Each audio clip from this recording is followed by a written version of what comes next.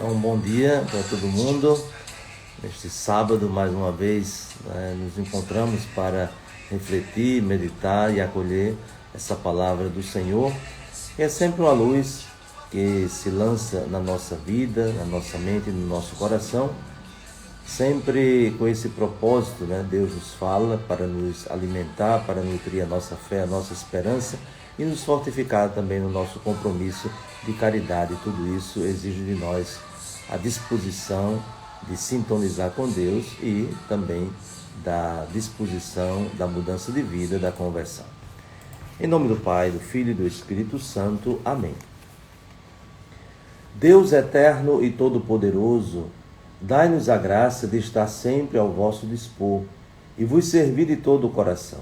Por nosso Senhor Jesus Cristo, vosso Filho, na unidade do Espírito Santo. Amém. O Evangelho de hoje se encontra no capítulo 13 de Lucas, do 1º ao 9º versículo. Nós estamos iniciando este capítulo 13 com a leitura do Evangelho de hoje. É bom lembrar que os trechos anteriores que nós temos meditado durante esta semana nos chamam sempre a atenção para a vigilância, para estar sempre atento àquilo que a própria vida vai nos oferecendo, vai nos mostrando os sinais de Deus na nossa vida, para que, sabendo interpretar esses sinais, tenhamos sempre a disposição de acolher os sinais de Deus com apelo também de conversão. E é nessa perspectiva que o Evangelho de hoje também nos alerta, também nos chama a atenção. Antes de tudo, aqui são referidos dois acontecimentos, um atual, de pessoas que vieram trazer a notícia a Jesus, dos galileus que Pilatos tinha matado. E na ocasião que Jesus escuta esta notícia, também faz lembrar um outro acontecimento, daquelas 12 pessoas, 18 pessoas que morreram quando a torre de Siloé caiu. Esses dois acontecimentos, eles são tanto desconhecidos, até do ponto de vista histórico. Aqui o Evangelho de Lucas faz essa referência, mas se sabe assim, pouca coisa, até os estudiosos não discorrem muito sobre esses dois acontecimentos. Porém, para além dos acontecimentos em si, nós temos aqui uma interpretação. Então, a interpretação que esses dois acontecimentos recebem de uma grande parte é como uma espécie de castigo pelos pecados das pessoas que estão envolvidas nessas, podemos assim dizer, nessas catástrofes. E Jesus corrige esta mentalidade. Também é uma mentalidade presente hoje, fazer uma interpretação de determinadas calamidades, até de desastres, tanto sociais como também naturais, interpretando sempre como um castigo de Deus para retribuir o pecado das pessoas. Isso não é a visão da Bíblia, nem muito menos aquilo que Jesus ensina. Mas permanece sempre um mistério. Nós não conseguimos esgotar, nós não conseguimos explicar, não conseguimos entender como determinadas coisas acontecem, até do ponto de vista de uma lógica, não encontra-se lógica, e até mesmo não dá para fazer esse tipo de relação entre os culpados por causa dos pecados e o castigo que veio justamente para sentenciá-los. Então, esses dois acontecimentos, eles estão no princípio deste trecho do Evangelho de hoje. E vejam o que é que Jesus diz: vós pensais que esses galileus eram mais pecadores do que todos os outros galileus por terem sofrido tal coisa? Então, por quê? Porque a interpretação eles foram lá assassinados, mortos por Pilatos por causa do seu pecado.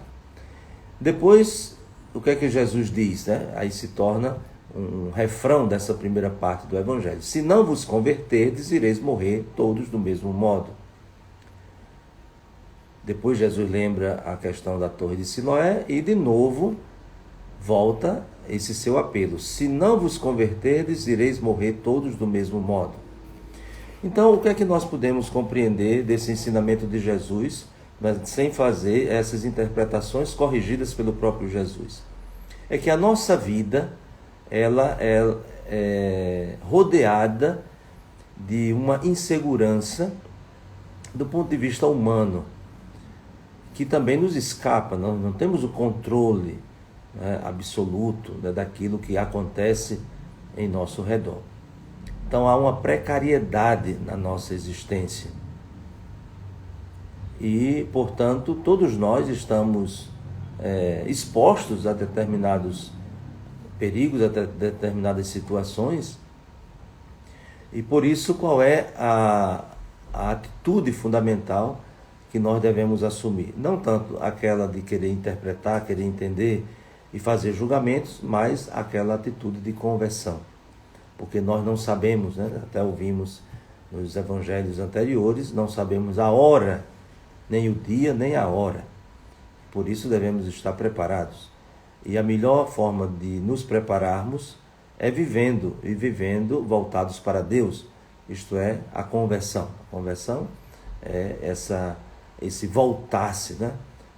Voltar-se para Deus, voltar o coração, a mente, com as consequências disso, que são as nossas atitudes. Então, Jesus corrige esta mentalidade, uma mentalidade muito presunçosa e também que não está em sintonia, né, com a própria vida, como nós já lembramos, que está cercada dessa precariedade. E aí Jesus conclui, né, esse seu ensinamento com uma parábola. A parábola de um homem que tinha uma figueira plantada na sua vinha e foi até lá procurar figos e não encontrou. E diz assim: faz 3 anos que venho procurando figos nesta figueira e nada encontro. 3 anos, né? 3 anos, na tradição sinótica, é justamente o tempo da missão de Jesus, da sua vida pública. Então, o que significa isso? Significa que Jesus já está fazendo uma avaliação, 3 anos, né, da sua missão, do seu ministério, e ainda não se colhe os frutos. Mas o que é que acontece? Há uma paciência de Deus. Veja aí o que é que o empregado pede, né? Senhor, deixa a figueira ainda este ano. Vou cavar em volta dela e colocar adubo. Pode ser que venha dar fruto. Se não der fruto, então tu a cortarás. Então, os 3 anos da vida pública de Jesus, né, foi sempre esse apelo de conversão. Mas a paciência de Deus ainda continua, né, e continua. Este mais um ano é a nossa vida, é a nossa existência.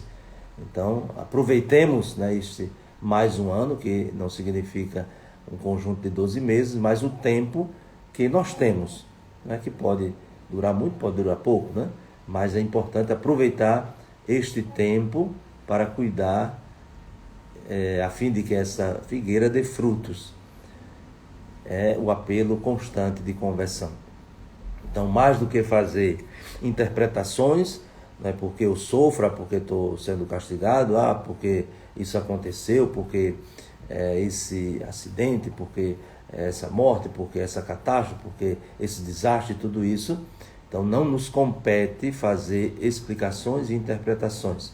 A nós cabe o compromisso de conversão, pois se isso acontece, e acontece, né, todos os dias, então nós estamos vivendo nessa precariedade da nossa existência. Mas, por outro lado, nós temos a fé e a confiança. Né? Claro que a nossa vida é precária, mas nossa vida é um dom de Deus e, portanto, confiamos na sua presença, confiamos na sua proteção, e mesmo passando por essas dificuldades, por esse sofrimento, temos muito o que aprender. E o que é que nós aprendemos? Além de que a nossa vida é precária, até para crescer na humildade, né, corrigir atitudes orgulhosas, Quantas vezes nós pensamos, né, que não precisamos de ninguém, quantas vezes nós pensamos que somos e temos essa autonomia completa da nossa vida, e diante de determinadas limitações, até de sofrimentos, nós vamos também amadurecendo e vamos percebendo que tudo está nas mãos de Deus, e aquilo que está nas nossas mãos está muito cercado de precariedade. Então isso também é uma maneira e uma ocasião para nós crescermos na humildade e na confiança. Então peçamos ao Senhor que nos ajude neste caminho, né, caminho da conversão, caminho da mudança de vida, porque é mais importante do que perdermos tempo com tentativas de explicar aquilo que nós não conseguimos explicar. Então que desça sobre vós a bênção de Deus Todo-Poderoso, Pai, Filho e Espírito Santo. Amém. Desejo um bom e abençoado final de semana para todo mundo.